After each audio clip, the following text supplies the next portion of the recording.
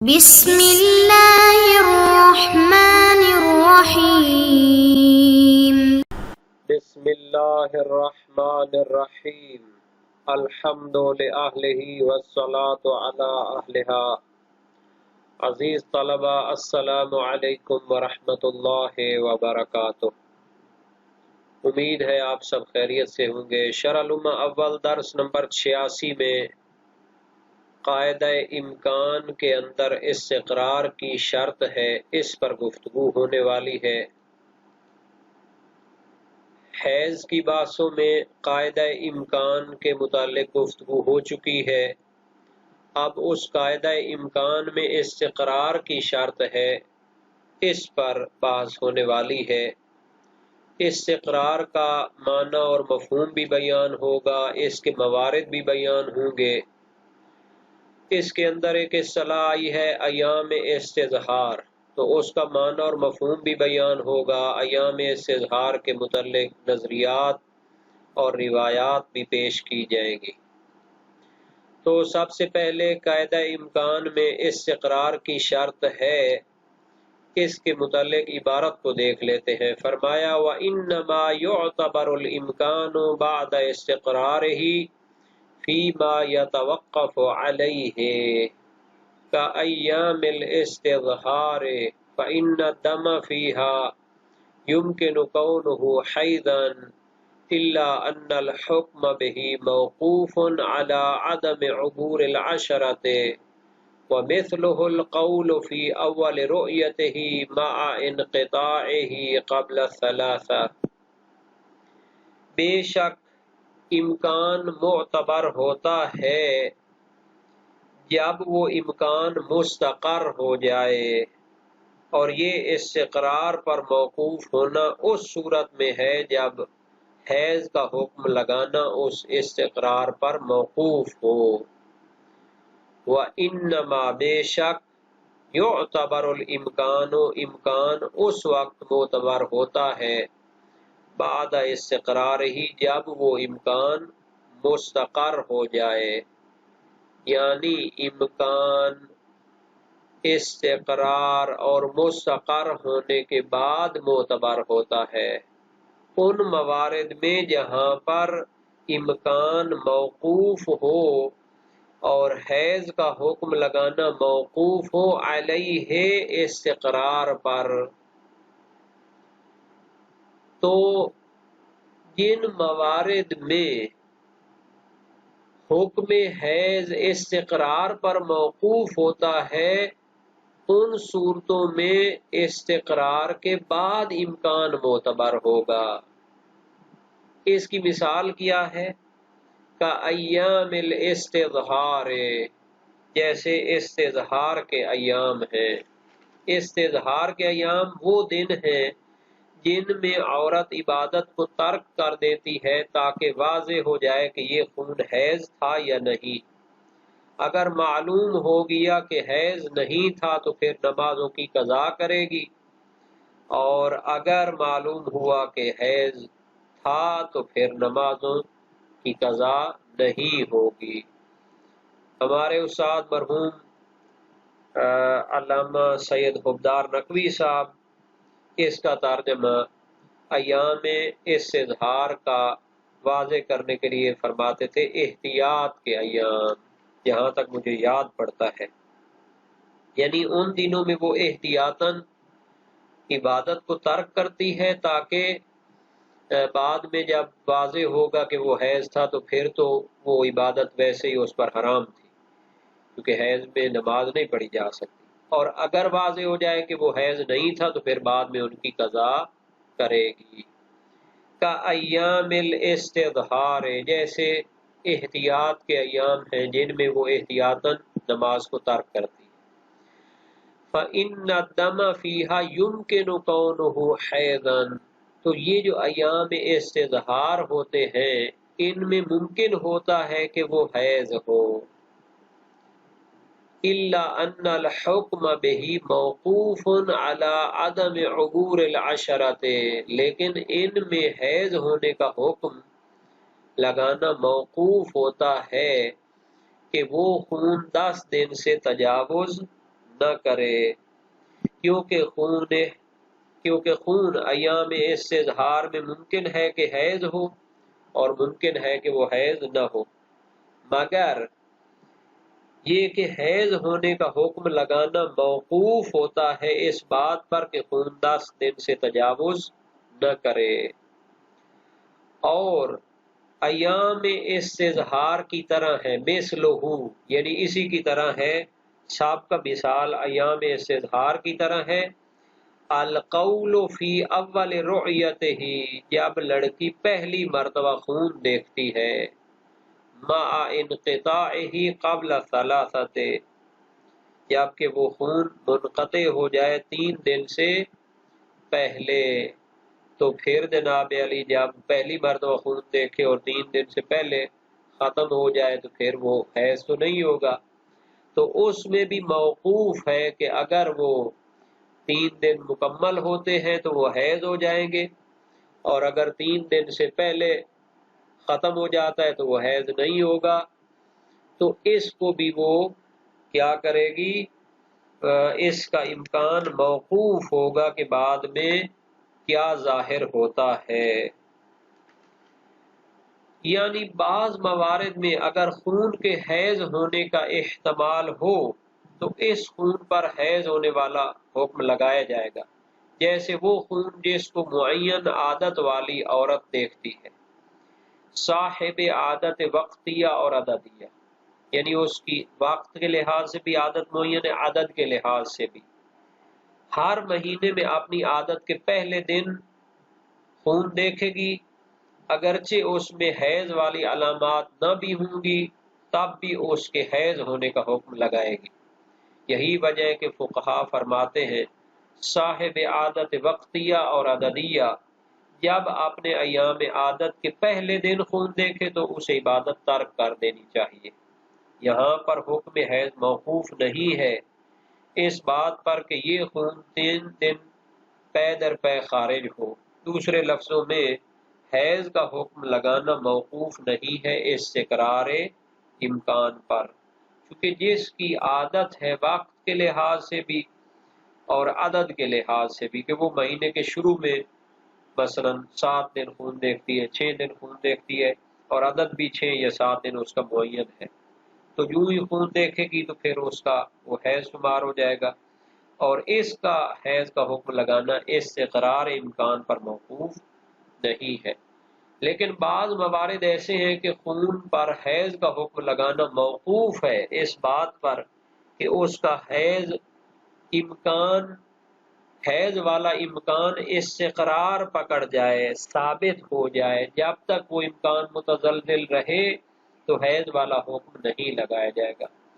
جیسے ایام استظہار، یعنی وہ چند دن جو عادت کے بعد ہوں اور عورت انہی دنوں میں خون دیکھے۔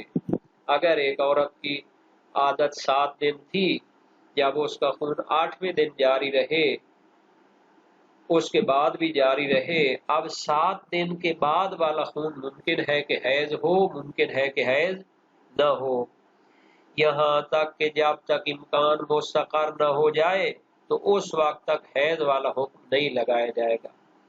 اس مثال میں امکان کا مستقر ہونا یہ ہے کہ خون 10 دن سے تجاوز نہ کرے، 6 یا 7 دن اس کی عادت ہے، اس کے بعد خون جاری رہتا ہے، تو اس کو ایام استظہار قرار دیا جاتا ہے کہ وہ احتیاطاً عبادات کو ترک کر سکتی ہے، لیکن اس کے حیض ہونے کا حکم تو موقوف ہے کہ خون 10 دن سے تجاوز نہ کرے۔ اگر خون 10 دن سے تجاوز کر گیا تو پھر اس کی عادت والے 6 یا 7 دن جو اس کی عادت تھی وہ حیض ہوں گے، باقی جو 10 دن تک بھی ہیں اور 10 دن سے اضافی بھی ہیں وہ سارے کیا ہو جائیں گے، استحاضہ خون شمار ہو جائیں گے۔ تو اگر یہ خون 10ویں دن بند ہو جائے تو حکم لگایا جائے گا کہ 7 کے بعد 8، 9، 10 بھی حیض تھے۔ اگر یہ خون 10 دن سے تجاوز کر جائے، مثلا 11، 12 تک چلا جائے، تو یہ 10 دن سے تجاوز کر جانا کاشف ہوگا، یعنی بیان کرے گا کہ وہ پہلے 3 دن یعنی 8، 9-10 بھی حیض نہیں تھے۔ یہی وجہ ہے کہ جب عورت 8ویں دن خون دیکھے تو فقہا نے قطعاً فتویٰ نہیں دیا، یقین کے ساتھ فتویٰ نہیں دیا کہ عبادت کو ترک کر دے، بلکہ فرمایا احتیاطاً نماز کو ترک کرے۔ یہی وجہ ہے کہ عادت کے بعد والے 3 دنوں کو ایام استظہار کہتے ہیں، یعنی وہ دن جن میں عورت کو چاہیے کہ ان دنوں میں اپنی عبادت کو احتیاطاً ترک کرے تاکہ واضح ہو جائے کہ وہ خون حیض تھا یا نہیں۔ لہذا اگر بعد میں پتہ چلا کہ وہ خون حیض نہیں تھا تو ان دنوں کی نماز کی قضا کرنی پڑے گی۔ تو ایام استظہار احتیاط کے دن ہوتے ہیں جن میں وہ احتیاط کے لیے نماز یا عبادات کو ترک کرتی ہے۔ اب ہم آتے ہیں جناب علی کہ امکان معتبر ہے استقرار کے بعد جس میں حکم حیض موقوف ہو استقرار حیض پر، جیسے ایام استظہار۔ ایام استظہار احتیاط کے دن، عادت کے بعد جاری رہنے والا خون اس کو ایام استظہار قرار دیتے ہیں کہ اگر 10 دن سے تجاوز نہ کیا تو وہ خون حیض شمار ہوگا، مگر اس کا حکم موقوف ہے کہ 10 سے وہ کیا ہے تجاوز نہ کرے۔ اسی طرح وہ عورت جو پہلی مرتبہ خون دیکھتی ہے تو اس کا بھی کیا ہوتا ہے، خون حیض کا حکم لگانا موقوف ہے کہ 3 دن پورے ہوں۔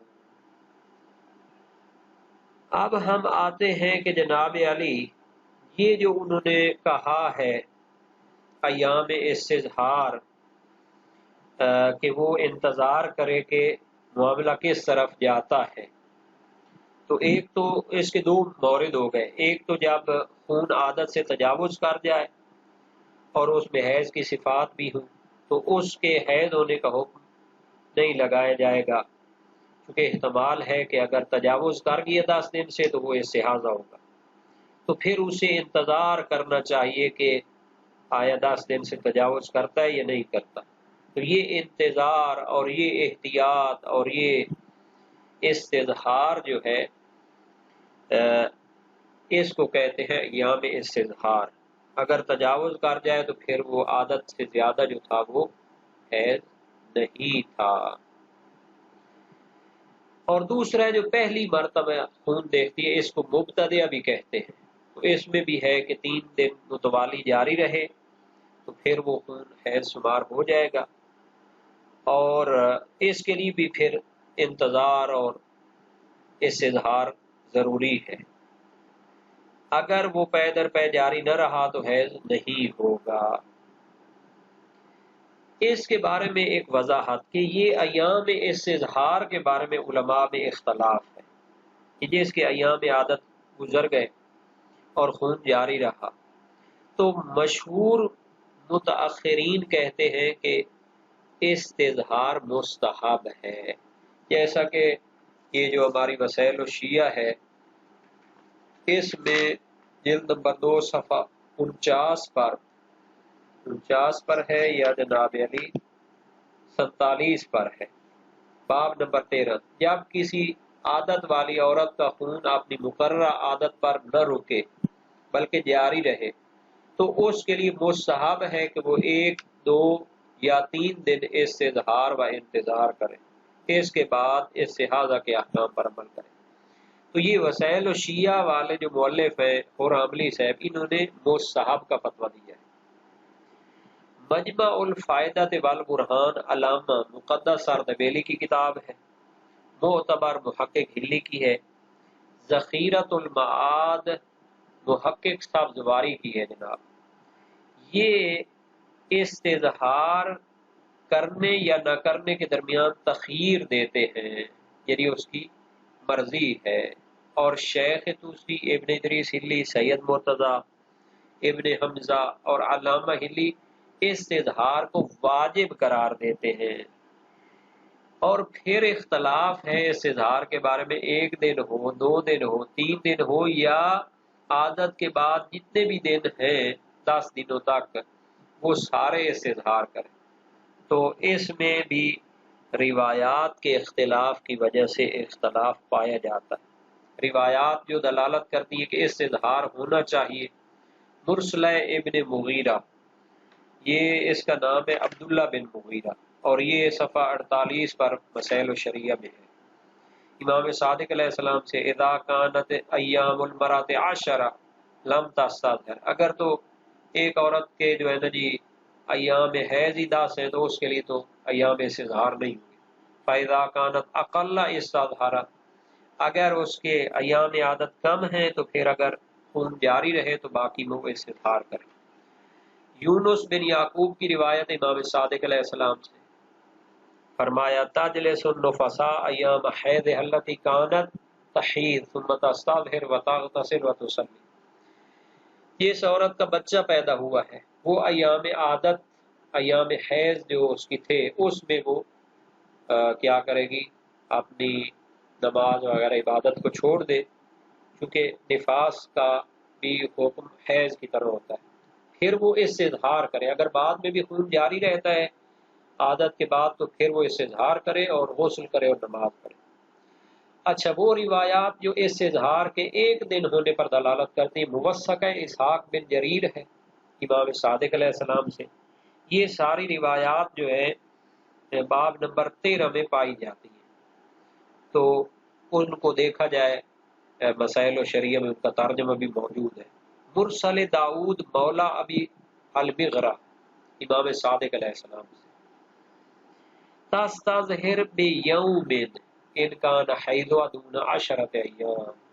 تو یہ دیکھیں ان میں تستظہر بیوم آ رہا ہے، اور وہ روایات جو اس اظہار کو 2 دن قرار دیتی ہے صحیح زرارہ امام باقر علیہ السلام سے، جناب امام باقر علیہ السلام سے ہے،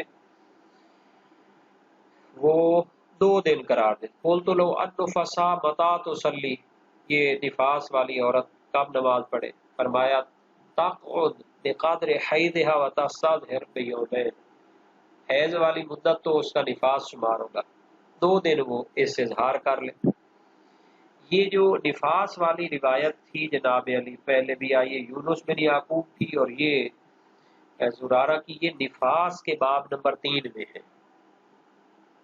اچھا، وہ روایات جو 3 دن اس سے اظہار قرار دیتی ہیں موثق سماع، اس میں ہے فَإِنْ كَانَ أَكْثَرُ مِنْ أَيَّامِهَا الَّتِي كَانَتْ تَحِيضُ فِيهِنَّ فَلْتَتَرَبَّصْ 3 أَيَّامٍ بَعْدَ مَا تَمْضِي أَيَّامُهَا، اگر اس کے ایام 3 دن سے نہ، اگر اس کے ایام حیض سے زیادہ ہو جائیں خون دیکھنے کے تو 3 دن وہ کیا انتظار کرے جب اس کی عادت کے دن گزر جائیں.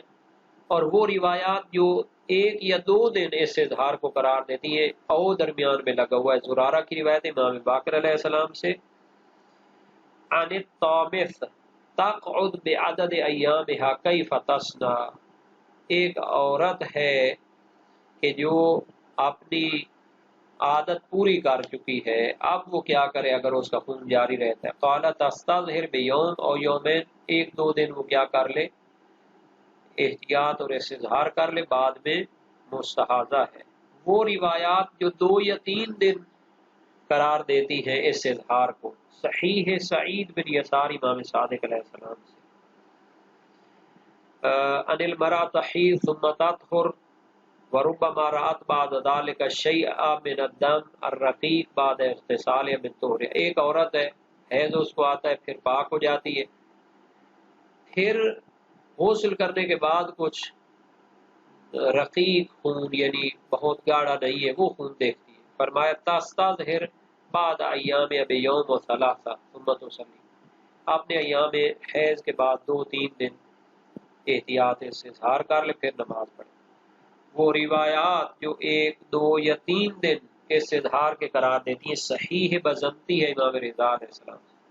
سألتہ عن الحائض کم تستظہر، کتنا وہ اس اظہار کرے، قال تستظہر بیوم و یومین او 3. وہ روایات جو عادت کے بعد 10 دن پورے ہونے تک اس اظہار قرار دیتی ہے موثق یونس بن یعقوب ہے امام صادق علیہ السلام سے تنتظر عدتها التي كانت تجلس ثم تستظہر ب10 ایام، وہ 10 پورے ہونے تک اس اظہار کرے اچھا، یہ جو اختلاف روایات ہے اس اظہار کے بارے میں، یہ دلیل ہے کہ اس اظہار 1 2 3 حتی تمام 10 تک یہ مستحب ہے، اور 3 دن اس اظہار مراد لینا بھی ممکن ہے، چونکہ غالباً ان کی عادت 7 دن ہوتی ہے۔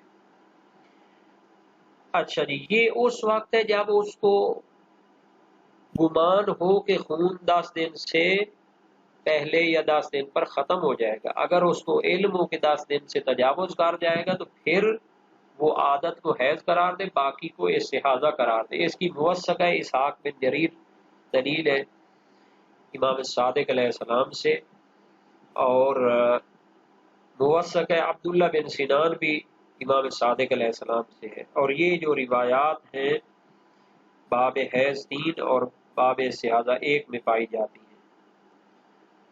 تو اس طرح یہ جو اس اظہار کے بارے میں روایات کی بات تھی یہ بھی مکمل ہو گئی۔